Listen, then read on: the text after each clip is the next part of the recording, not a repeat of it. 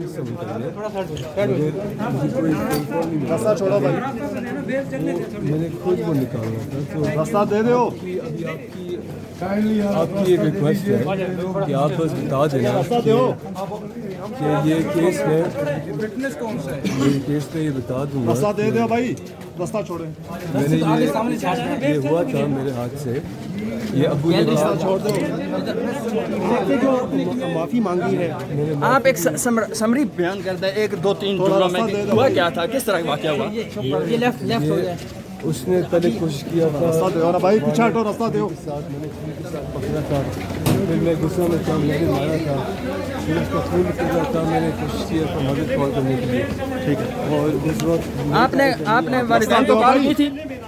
रास्ता छोड़ दो, कि उसको गेट रिड ऑफ, उसको निकाल दो, रास्ता छोड़ दो, कुर्बानी के लिए पेश किया। रास्ता छोड़ दो। अब जो आपने कुर्बानी का कहा वो क्या था? वो रास्ता छोड़ दे, रास्ता छोड़ो, वालिदैन को कॉल की तो उन्होंने क्या कहा? रास्ता छोड़ो, रास्ता छोड़ो, वो सब कुछ रास्ता छोड़ दो। आपने जो कुर्बानी वाली बात की, आपके वालिदैन ने क्या कहा?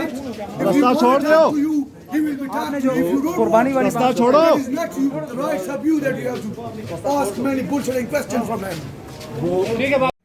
अस्सलाम वालेकुम, कैसे हैं आप सब लोग? मैं हूं नीलम असलम। नूर मुकद्दम केस के हवाले से अपडेट्स तो आपके साथ जो बड़ी खबर है वो तो शेयर कर दी है, लेकिन इससे पहले फ़र्द जुर्म आयद होने से पहले जो कुछ होता रहा और जो अदालती कार्रवाई हुई है उसके ऊपर कुछ अहम नुक्ते उठाना बड़ा ज़रूरी है। एक तो ये कि हम देखते हैं कि हर समात के दौरान ये जो ज़ाहिर जाफ़र है इसकी अपनी 3 घंटे की फ़िल्म अलहदा चल रही होती है।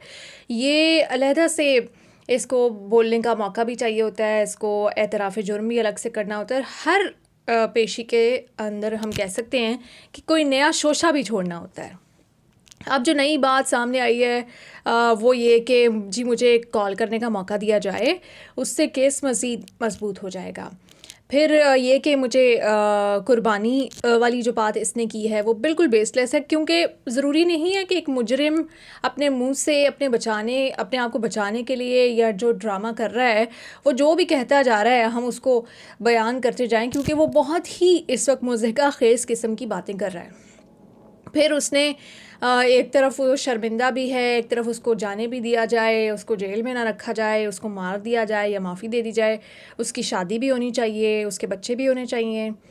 ये बेशर्मी और बेहिसी का कोई 3rd डिग्री लेवल मैं इसको कह सकती हूँ। पागलपन तो नहीं मैं इसको कह सकती, क्योंकि पागलपन होता तो डॉक्टर्स साबित कर चुके होते, पुलिस को कुछ अभी तक पुलिस कुछ बता चुकी होती। ये जो अदालत के सामने आके जज साहब के सामने पागल होने का जो ड्रामा किया जाता है ना, ये पता नहीं किस स्ट्रैटेजी का हिस्सा है। फिर वकील रिजवान अब्बासी जो हैं वो उनके जो हैं अपने अलहदा ही ड्रामे हैं। अब मैं उनको क्या बोलूँ, एक तरफ वो आए हैं इसके वकील बन गए, उसके बाद वो कहते हैं जी बड़ा तंग कर रहा है मुझे, मैं नहीं इसका वकील बन सकता। इतने पैसे आपको दे रहे हैं उसके माँ बाप, आपको क्या फ़र्क पड़ता है इससे बोल के वो आपको तंग कर रहा है या नहीं कर रहा। फिर अगर आप इतने ही आप पॉजिटिव इंसान हैं तो फिर आपको कातिल की फ़ेवर करने वाले और कातिल का साथ देने वाले लोगों का भी केस नहीं लड़ना चाहिए। तो मेरा ख़्याल से जितना ये पागल तंग कर रहा है आपको, इसके जो वालिदैन हैं वो भी आपको उतना ही तंग कर रहे होंगे कि किसी ना किसी तरह से हमें ज़मानत लेके दी जाए। और पेरेंट्स का भी समझ नहीं आता, क्योंकि ज़ाकिर जाफ़र साहब को भी नहीं पता था कि ये हमारे वकील हैं। तो ये क्या खिचड़ी पकाने की कोशिश की जा रही है, ये मेरी बिल्कुल समझ से बाहर है। और बहुत हद तक अदलिया का जो है वो टाइम वेस्ट किया जा रहा है। मैं अदलिया के पेशेंस को सलाम पेश करना चाहूँगी कि इनकी बेसलेस किस्म की एप्लीकेशंस को जिस तरह से वो डील कर रहे हैं और जिस तरह से वो अपना काम कर रहे हैं बग़ैर किसी प्रेशर के, यकीनन उनकी तारीफ़ बनती है। अब मैं इसलिए भी अदलिया की ज़्यादा तारीफ़ नहीं करती, तो लोगों को लगता है कि शायद अदलिया जो है ना वो नूर के हक़ में फ़ैसला कर रही है, लेकिन मैं हमेशा से कहती हूँ कि आप नूर के हक़ में नहीं, आप सिर्फ़ इंसाफ के और सच्चाई के हक़ में फ़ैसला करें, हक़ के हक़ में फ़ैसला करें। शौकत मुक़द्दम साहब के लिए कितना ये मैं कह सकती हूँ टॉर्चरस होगा कि वो शख्स जिसने उनकी बेटी का कत्ल किया है और उसकी जो फैमिली है وہ آگے جب ایسے ڈرامے بازیاں کرتی ہوں گی، میں ان کی عظمت کو بھی سلام پیش کرتی ہوں کہ ان کا خون کھولتا ہوگا یہ سب حرکتیں دیکھ کر، جس میں ایک لڑکا جو ہے ان سے معافی بھی مانگ رہا ہے، پھر یہ بھی کہہ رہا ہے آپ کی بیٹی سے، ان کا تو دل چاہتا ہوگا کہ اس کی زبان کاٹ کے پھینک دیں، اس کی آنکھیں نوچ لیں، لیکن وہ کس طرح سے مسلسل عدلیہ میں جب بھی اس کی پیشی ہوتی ہے تو وہ یہ ساری اس کی باتیں جو ہیں، جو 3 گھنٹے کی فلم میں نے کہا ہے کہ وہ اس کی الگ سے جاری رہتی ہے۔ اب اس کیس کا فیصلہ جلدی ہونا پہلے سے بھی زیادہ ضروری ہو گیا ہے، وہ اس لیے کہ پہلے شاید اس کو نہیں اندازہ تھا کہ اس کو سزا ہوگی، اس طرح کی حرکتیں کر کے یہ اپنے پیسے کے بلبوتے پہ بچتا رہا۔ پھر بدقسمتی سے ہمارے ملک کا نظام انصاف ایسا ہے کہ لوگوں کو یقین ہوتا ہے کہ چلو ٹھیک ہے 5-6 مہینے ہم رہیں گے، لیکن کوئی نہ کوئی ایسی درمیانی راہ نکل آئے گی کہ ہم باہر آ جائیں گے۔ پھر میکسیمم ایسے کیسز میں جو امیر لوگ ہوتے ہیں ان کا پالا پڑتا ہے متوسط طبقے سے، یا ایسے لوگ جو کہ اتنے بااثر نہیں ہوتے۔ تو ان کو آئیڈیا ہی نہیں تھا کہ یہ کیس کتنا ہائی پروفائل بن جائے گا۔ پھر شوکت مقدم صاحب کی جو اپنی شخصیت ہے، ان کا جو اپنی پاکستان کے لیے ان کی جو خدمات ہیں، ان کا جو کردار ہے، اور پھر جب پاکستان پورا ان کے پیچھے کھڑا ہوا تو یہ جتنا ہائی پروفائل کیس بنا، باہر لوگ جتنے بھی اوورسیز پاکستانی ہیں ان کو کچھ بھی اگر نہ پتہ ہو، کم از کم ان کو اس کیس کا پتہ ہوتا ہے اور اس کیس پہ وہ پوری نظر رکھے ہوتے ہیں، تو ان کو اندازہ نہیں تھا کہ ان کے ساتھ یہ ہو جائے گا۔ تو فائنلی اب چونکہ ان کے ساتھ یہ سب کچھ ہونا شروع ہو گیا ہے اور عدلیہ بڑی تیزی سے آگے بڑھ رہی ہے اور ہم احتساب کی جانب بڑھ رہے ہیں، تو ان کو ریئلائزیشن اب آنا شروع ہو گئی ہے۔ اسی لیے اب وہ پاگل پن کا جو دورہ ہے، میں تو اس کو ایک دورہ ہی کہہ سکتی ہوں، جس میں ایک طرف آپ شرمندہ ہیں اور ایک طرف آپ کو موت چاہیے اور آپ کو بس جیل سے جانے دیا جائے، کیونکہ جیل میں آپ کو مارتے ہیں، حالانکہ جیل میں کوئی مار سکتا ہی نہیں ہے۔ انٹیروگیشن آپ کی پہلے ہو چکی ہے، بیانات آپ کے لیے جا چکے ہیں، اب صرف گواہان پیش ہونے ہیں، فرد جرم آپ پہ عائد ہو چکی ہے۔ تو اب یہ ساری بیس لیس باتیں کرنے کا، میں وہ تمام لوگ جو بیٹھ کے وہاں پہ یہ ساری باتیں سن رہے ہوتے ہیں اور یہ تماشا ان کو دیکھنا پڑتا ہے، ان کی ہمت کو سلام ہے۔ اب واپس آتے ہیں کہ پیرنٹس کا جو کیس چل رہا ہے، کہ یہ لوگ ان کا پوائنٹ یہ تھا کہ ان کے اوپر فرد جرم نہیں عائد ہو سکتی۔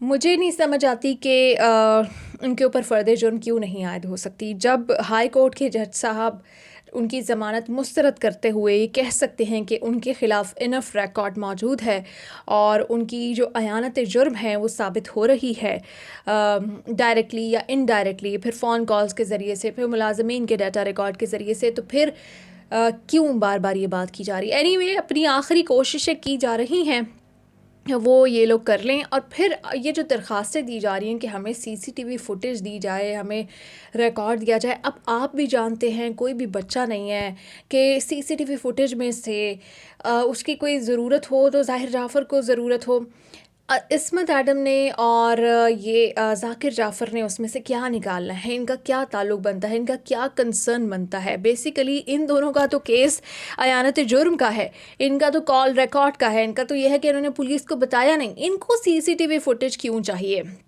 پھر آتے ہیں تھیراپی ورکس کی طرف، حالانکہ عدالت کہہ چکی ہے کہ وہ جب وقت آئے گا تو آپ کو دے دی جائے گی۔ پھر تھیراپی ورکس کی ٹیم کی طرف آتے ہیں، ان کو بھی پتہ ہے کہ شکنجہ جو ہے وہ کسا جا رہا ہے اور 21 جو اکتوبر ہے وہ بھی قریب ہے، ان کی بھی سر توڑ کوششیں جو ہیں وہ جاری ہیں۔ اور سب سے زیادہ جو پرابلم میں ہے وہ تھیراپی ورکس کا مالک ہے۔ اس کا ریزن یہ ہے کہ اس کو فون پہ وہ خود شاہ زیب خانزادہ کے شو میں اس کے منہ سے نکل گیا کہ اس کے باپ نے بتا دیا تھا کہ اس کے ساتھ ایک لڑکی ہے۔ پھر یہ موقع پہ وہاں پر پہنچے ہیں اور جب وہ دروازہ نہیں کھول رہا تھا، ان کے پاس ٹائم تھا کہ یہ جو اپنا کمانڈو ایکشن وہاں پہ کرنے والے تھے پولیس کو بلا سکتے تھے، انہوں نے نہیں بلایا، پھر ان کا بندہ زخمی ہوا۔ ان کے اینڈ پہ اتنی غلطیاں آ گئی ہیں کہ اب ان کو یہ بھی اب ان کو پتہ ہے کہ ان کے اوپر فرد جرم عائد ہوئی ہے اور ان کا کیس بھی کمزور ہے، تو یہ سارے جو لوگ ہیں نا اب ان کو سمجھ آ رہی ہے کہ نہیں مشکل اب بڑھتی جا رہی ہے۔ تو اس لیے آپ لوگوں نے پریشان نہیں ہونا، آنے والے دنوں میں شاید ان کی جانب سے مزید اس طرح کی ڈیلیئنگ ٹیکٹکس سامنے آئیں گی اور مزید اس طرح کی آپ اور مجھ جیسے لوگ بھی گھر بیٹھ کے سوچیں گے کہ یہ کیا درخواست ہے اور یہ تو مسترد ہی ہو جائے گی نا، لیکن ان کے لیے وہ صرف ڈیلیئنگ ٹیکٹکس ہوگی۔ تو دعا میں مجھے بھی یاد رکھیے، اور اس کیس پہ جس طرح سے آپ لوگوں نے آواز اٹھائی اور اس کا ساتھ دیا، مجھے اپنے ہر پاکستانی پہ فخر ہے جس نے اس کیس میں میرا ساتھ دیا، ہمارے دیگر صحافیوں کا ساتھ دیا، نور کی فیملی کا ساتھ دیا، نور کے لیے کھڑے ہوئے، مجھے آپ سب پہ فخر ہے۔ دعا میں یاد رکھیے گا۔ پاکستان زندہ باد۔